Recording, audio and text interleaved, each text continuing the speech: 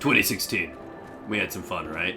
Yeah, we did. There were some ups and some Infinite Warfares, and it was it's a pretty good one. I have to admit, some of the best games I've played in the last 10 years happen in this, and a lot of people have overlooked.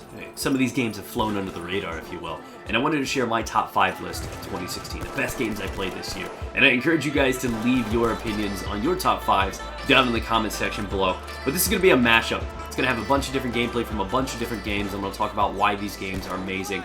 Black Friday's tomorrow. Dirt cheap games. Super affordable. And just down the line, in a month's time, we're going to have Christmas. People are going to be making their wish lists, and maybe a game that you wouldn't have purchased yourself, maybe your grandmother would get for you because she loves you and doesn't just buy you socks. Maybe that is something to do. So this is what it is. I'm going to give you guys my top 5 list, and we're going to go down and also have a few honorable mentions as well. Number 5 on my list is Pokemon Sun and Moon. Now, I'm a big fan of Pokemon, but I gotta be honest, the last couple of years I haven't really touched it. I haven't spent a lot of time with it. I wasn't very interested in it. I'm a collector, not so much a breeder and caring about IVs or anything like that. And with the increased chances and ways to farm for shinies and stuff, I had a lot of fun with it. This game is a great introductory game for people that are new to Pokemon, and this is something they needed to do because Pokemon Go hit and its hype was ridiculous. So they needed something for people that may be coming to the franchise for the first time, and they did a great job. There's new ways and mechanics for the good player. There's a lot of dialogue involved, new region, super cool experience. So if you maybe have been out of the Pokemon game for a while, pick it up for your 3DS. Absolutely incredible game. I've already beaten it, got quite a few shinies already. I know, it's kind of a weird admission. You're like, man, I'm only on the second island. Well, you know what? I earned that, okay? I was sick, conveniently, for 2 days in a row. So, moving over to number 4, this is going to surprise a lot of you guys that are common people here on my channel. Battlefield 1.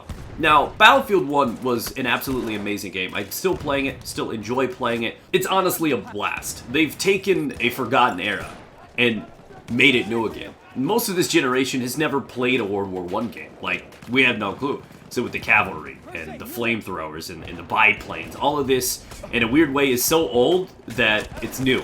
And it works in such a tremendous way, and I'm very, very happy with the way they put this together in a way that only Battlefield could. If Call of Duty was to make a World War I game, they have limited resources. They can't make crazy camos. They can't do anything special with it. They can't do tanks and biplanes, which was essential. That sort of warfare was exclusive. They were learning to develop ways, and the only game that can actually capture that is Battlefield. And I'm really happy that they have done that, because no other game can come in and do it, because it won't be able to hold a light to what Battlefield 1 did. Absolutely incredible game. It's the last game standing right now that is boots on the ground. Call of Duty went futuristic. So many other games are futuristic about abilities and dashing and crutches and stuff like that. I'd like a game that's more about gunplay than the flashy aspects. And Battlefield still has that, and I'm glad that it's still there as an option. Number 3 on my list, and this is going to confuse a lot of people, Titanfall 2. Absolutely incredible advancement. Great game, fun flowing. I haven't enjoyed a game like this as a fast-paced arena shooter since Modern Warfare 2. I absolutely love the original CODs when they were really, really strong. People loved them. There was nothing bad to say about them, noob tubes. And it was a lot of fun. If you guys remember, if you guys were old enough to remember what playing those good Call of Duties were like, it was amazing. Titanfall somehow brings that back, but they add a verticality to it. There's different layers, there's movement. And where most games like Call of Duty reward you with kill streaks, or anybody can hop in a tank in Battlefield, you generate Titans over time, but it completely changed the way the game is. It's not just something you use and kills other people. If you're crap in a Titan, you're crap. So you have to learn to be good in Titans. You have to be a good player with the actual infantry aspects. You need to be a good person with maneuverability, and if you learn to master all these things, it creates a very, very good game, and that's what Titanfall 2 honors, and it's incredible. It really is, and if you were kind of skeptical about it by how hard it fell off with the first one, it's understandable. It's a new franchise. It's got to go through these stages, and it's a really good game, honestly. Number 2 on my list, and this is going to surprise a few people, Doom. Doom was remarkable. I grew up, the first shooter I ever played online was Unreal. And we're talking, what, 98, 99? I was a little whippersnapper, and I fell in love. Doom was one of the games that I played on PlayStation, Unreal Tournament. This game is like those two came together and had one steamy hot night. And this is the offspring. It's kind of like, for those that are modern players, kids that don't understand, you've never had a game like this before. Doom campaign, ridiculously good. They don't make games like this anymore. These were extinct. This was brought back through some revival process and is a tremendous success, whether or not we're talking about the campaign single-player experience or the multiplayer. The multiplayer for modern people would be kind of like Halo meets Unreal Tournament, which is something you probably don't know anything about either. But it truly is a unique shooter. This is old-fashioned arena, where there's no kill streaks or anything crazy. This is just a bunch of boomsticks, explosions, and flashiness. And it's just such a fun, fast-paced adventure. You're going to love it. And I feel like Doom is like 15 bucks during Black Friday. Super affordable. Pick it up, steal it, whatever you gotta do, get the game. It's amazing. It truly is. And like I said, for those that are younger, the teenagers out there that never really had a chance to play Doom or Unreal Tournament, any games like those back in the day, this is a taste of something that is old and forgotten.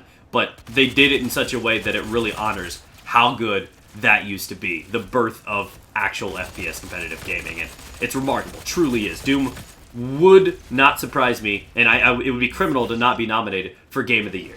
It really should be. And then we have my number one top, and that is Plants vs. Zombies Garden Warfare 2. Now, I know what you're thinking. You're gay. No. Maybe.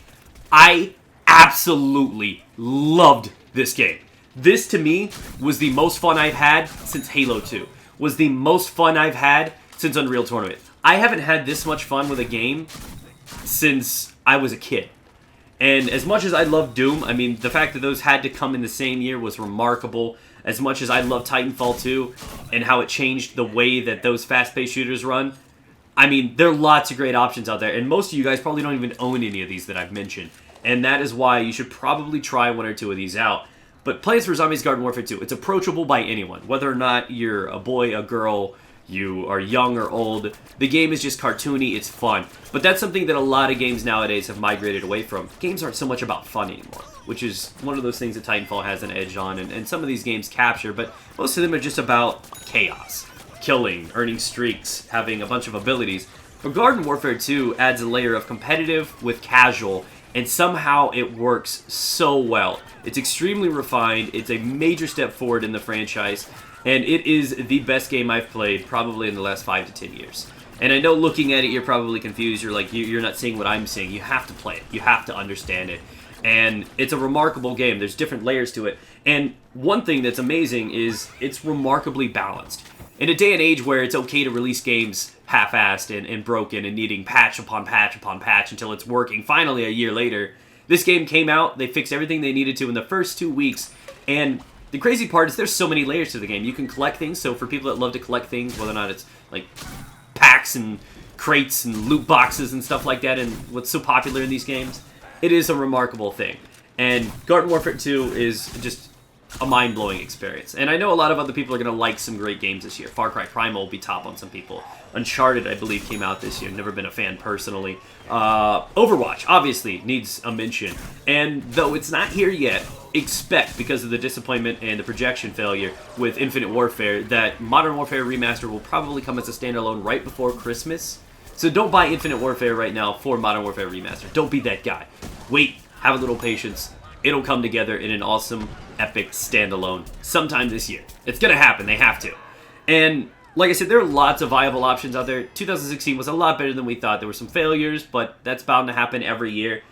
I just wanted to put this video together to let you guys know that maybe, just maybe, you could pick up like Titanfall 2, Doom, and PvZ for the price of one full-price game. You can get the 3 best games that I played this year as just something to keep in the back of your mind. A little nugget of knowledge that these games are incredible, and they're completely different than what you're used to. And if you want something different, spice it up a little bit, those are options. So thank you guys for watching. I encourage you guys to leave your comments down below. What did you like? What did you not like?